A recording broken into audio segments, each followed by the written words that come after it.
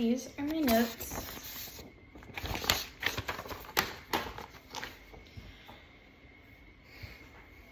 Have you ever considered how important exercise is to your physical and mental health? Or have you ever imagined a society where exercise was prioritized more? Or even how many problems we could solve by including exercise into our daily life? Well, today I'm going to be telling you why exercise is so important and why you should include it in your everyday routine. The CDC says that by 2025, more than 50 million Americans will have been diagnosed with type 2 diabetes. This is from unhealthy habits, unhealthy eating, and not enough exercise. Our bodies are not built to hold excess weight, and when we don't take care of our bodies in the correct way, things like type 2 diabetes become an issue.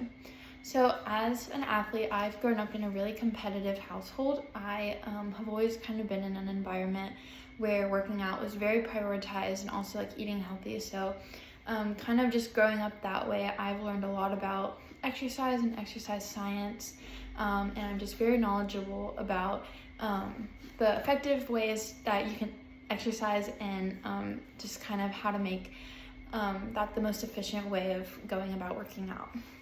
So today I'm going to be talking to you about why exercise is so important, and also offer some solutions to maybe some problems that might arise when trying to incorporate more exercise into your schedule. So as a society, we've kind of normalized waking up in the morning, going to Starbucks and getting a really sugary coffee just full of caffeine, and then going to work, which consists of sitting at a desk all day staring at a computer, just to drive home and stop at McDonald's on the way home and then go to bed. Obviously, this is not a healthy lifestyle, and it's developing really unhealthy habits, unfortunately. And this is why we've seen such an increase in cardiovascular diseases and lots of things surrounding weight issues. And then amongst college students, this is that age where a person's habits become really set in stone. So it's important at a young age to kind of nip that and really get in a good routine. The Public Medical Central states that the average student that goes to a 4-year university is going to gain from 20 to 30 pounds in their 4 years of studying. And this is just due from so much homework and so much just sitting at a desk and working and not enough moving your body and getting like the right amount of calories burned. So basically, when it comes to exercise, there's a lot of different situations, and a lot of kind of reasons not to exercise have kind of been debunked, but I wanted to go over some that are like the most popular ones. So I have this pie chart here, and it's mainly about like why people don't exercise. And so this purple is stands for lack of motivation, and then coming in next would be time, just not having enough time, and then third would be not having a lot of like the money or resources to like properly exercise, and then last would be coming in work, which kind of goes hand in hand with like time and like just like that concept of managing and creating like a good schedule that works with you. So I'm going to be talking about some solutions to these problems.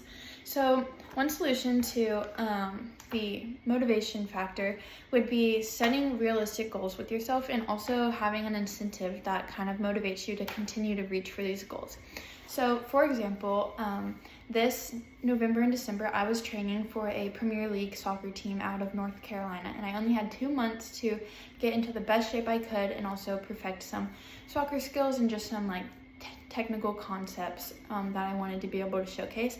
And the only time that worked for my schedule to work out and get the right amount of exercise leading up to these tryouts was really early in the morning, and it was really cold outside, and so I lacked a lot of motivation kind of going into that season of training. And so what I did for myself was create a goal where I wanted to be able to pass every type of fitness test that was offered, and every time that I would go to practice these fitness tests, when I completed one, I would get my favorite smoothie on the way home. And so this was a really good way to kind of keep myself accountable, but also to reward myself for doing something that's hard, because that's not an easy thing to do.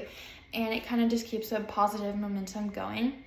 And it can kind of just create like a good emotions kind of towards working out. And then another one that I would suggest is creating or getting involved in a support system while you're working out. So this can look a lot of different ways, but a lot of communities offer different groups that go walking or biking or swimming or just different ways to get up and moving. And not only is this fun, but it's also affordable, and it's also a good way to keep yourself accountable because you don't want to kind of be in it on your own. Like, it's so much more fun and probably going to last a lot longer if you have other people that are kind of in it with you and can kind of like check up on you and kind of just like push you and motivate you to keep going. So kind of just with these solutions, like, I think it's also really important to just remember that like we were given like our bodies from Jesus, and that like we house the Holy Spirit, and like our bodies are a temple, and it's so important to nourish our bodies the correct way, and also just stay fit and stay healthy as possible, because like we want to be here and we want to be able to spread the word, and we can't do that when our bodies aren't able to operate in the way that they can. So I think it's always important to kind of have that motivation, because ultimately that is like a motivation that's going to last you. So in conclusion, I talked about why it's so important to work out, and also why it's just important to have exercise be in your daily life.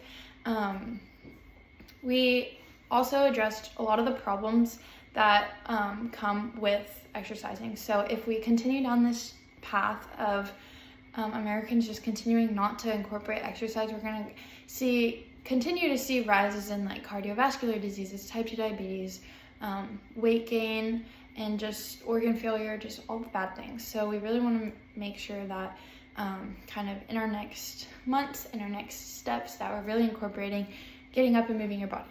Thank you so much.